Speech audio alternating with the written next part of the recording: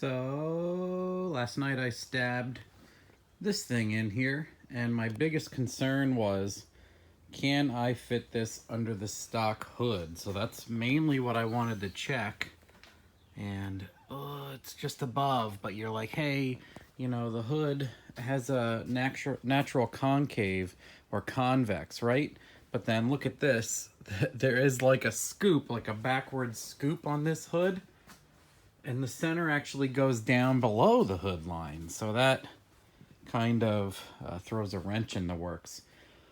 I think what I'm gonna do, since this one has like a crack in the front, I think someone hit something and they replaced the bumper and whatnot, but did never fix or replace the hood because it's not that bad, but it's got cracks and everything in it.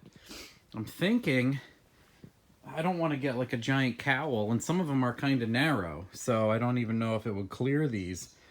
One thing I did see was there's a Cobra R hood for this year, so they have like the Cobra R model. I'm going to keep the stock bumper, I believe. If I do a bumper at all, I'm going to do the 0304 Cobra bumper. I think I just want to buy the hood for now. They're only like 340 bucks. They're a bunch for shipping, but I'm going to see if someplace local has them. And it has like a nice transition cowl. It's like a step up and a step up, and it's very subtle, and it looks pretty good for what it is, and I think that's what I'm going to do. Other people were like, space the K member, but I think I need to space the K member a lot, and I still don't think that's going to give me the room because this hood comes down into the hood line, down towards the intake. So I think that's where I'm at. I think I want to buy the hood first before I settle on this intake, but I think the whole thing hinges on, I never see anybody using this intake, and I would love to, especially with twin drive-by-wire and twin turbos. It would blow a lot of minds, and that hood is not very obtrusive or, you know, makes this thing look like some sort of dumb race car. So that is where I'm at with all that. Well, another quick one. This is funny, but serious, but funny again. So I did the video where I do the oil pan. Look at this mess. I did the oil pan and everything, and one guy was like, hey, I didn't see you shim the crank scraper, the windage tray for the stroker crank. And I was like, damn, you know what?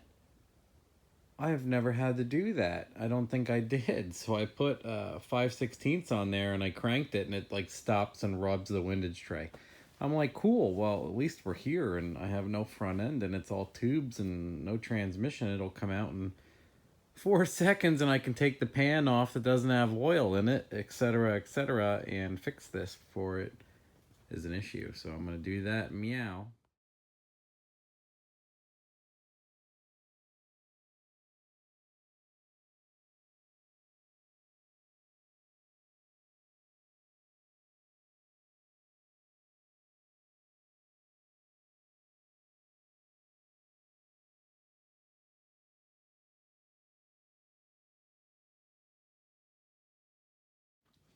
So this is what they mean by making sure the crank clears the windage tray. And actually, right there it hits. So it doesn't need much. Right about there, it hits.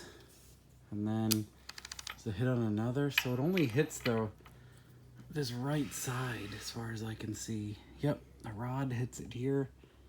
Yeah, so we're gonna space her up a little bit.